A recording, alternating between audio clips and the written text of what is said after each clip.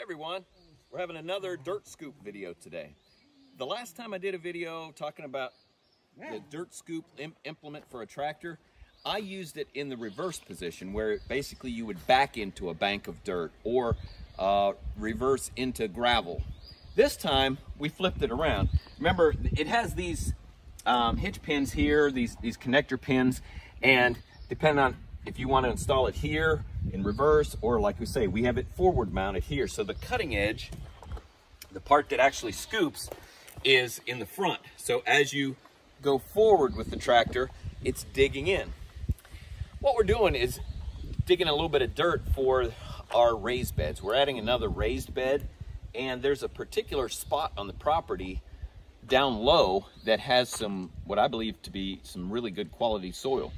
So, you know, you could head down there with a wheelbarrow and a shovel, and because the driveway is a half-mile long, a little bit of work, you know, a little bit of exercise. Or maybe you could take an ATV with a shovel, and that's a little bit better. But here, you don't even have to bother with the whole shovel thing. It'll scoop it for you. You say, well, how much does it get? I'm not sure exactly the weight. I'm talking, I imagine several hundred pounds of dirt. This is 30 inches wide, and depending on your technique as to how deep it digs will determine how much this is filled up back here. Using your linkage here, you can shorten it, and that actually creates more tilt, forward tilt to your implement, which makes it dig in more. Or conversely, you can adjust this back out, which makes it flatter and it doesn't dig in as much, and depending on what you're doing with it, that's effective. All right, well, let's mount up and we're gonna ride down the driveway, and we're gonna go and dig some dirt.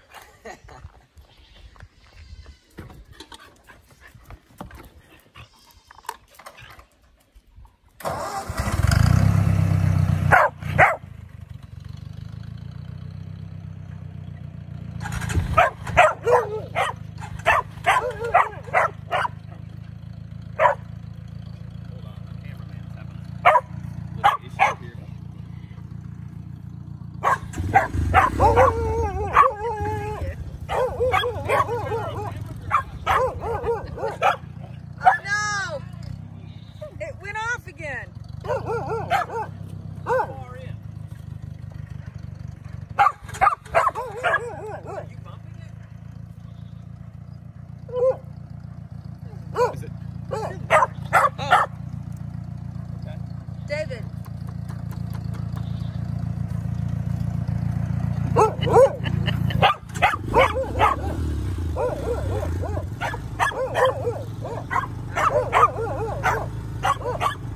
Our border collie, she just has a part.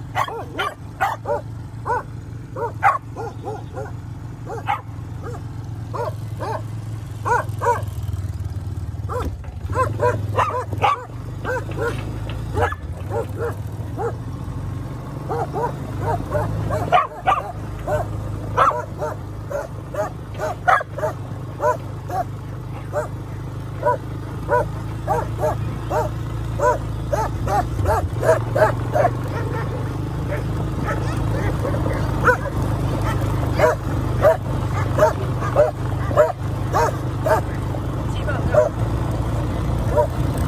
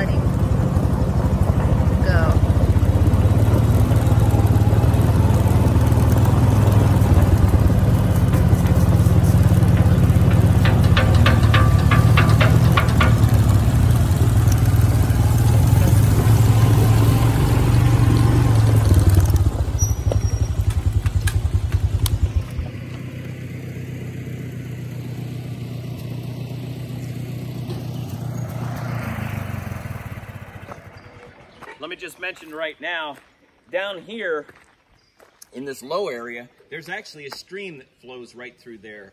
It's a year-round continuous supply stream, and it's probably about 3 feet wide, a couple feet deep, and we're thinking about putting pond down there, maybe having one dug out, and then just create a link for the pond to fill up. But for right now, I think it's an ideal spot to go ahead and start scraping some dirt. So let's go down and scoop some dirt.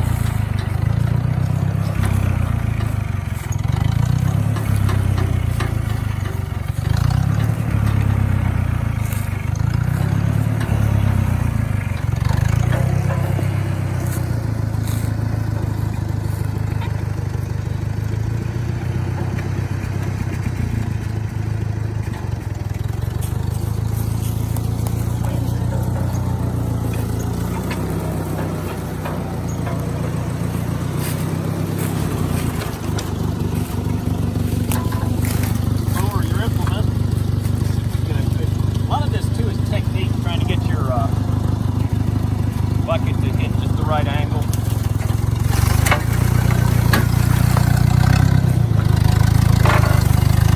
Whenever it gets too much like that, you just raise the implement a little bit.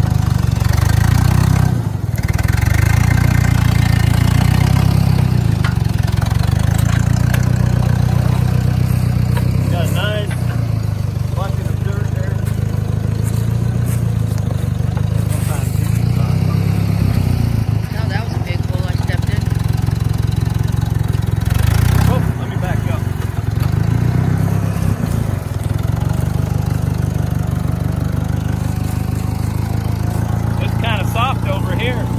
Show it on this side. If I was you, I'd go around that way though. You can just see this area is actually pretty low lying, kind of bit of muck. That stays would make a great pond area. See my tire? It's just sinking. Yeah.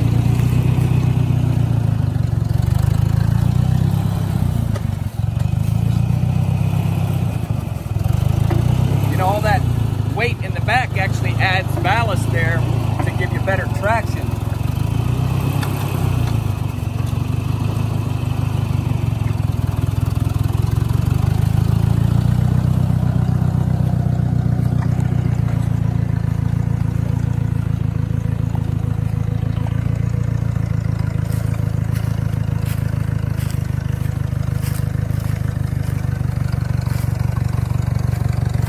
I like these gas engines. They're quiet, easy to work on if you need to, relatively simple. They've stood the test of time, and actually very fuel efficient as well. Ford Workmaster.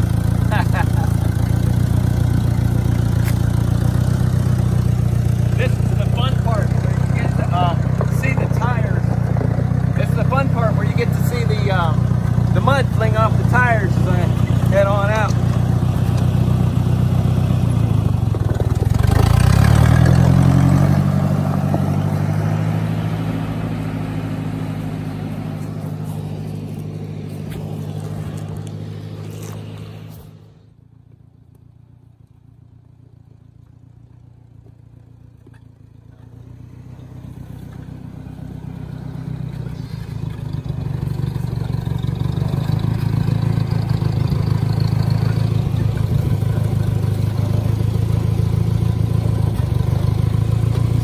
It's helpful to let the implement rest on the ground and then use your pull cord.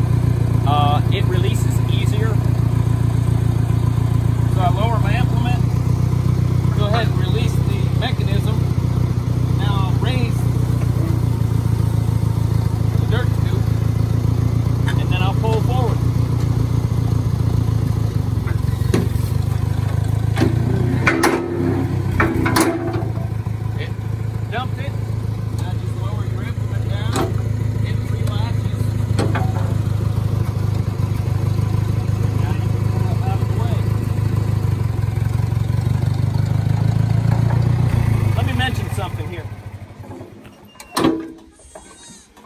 You know, I was thinking about how that in this day and age where there's delays in getting parts and the supply chain issues and all that stuff.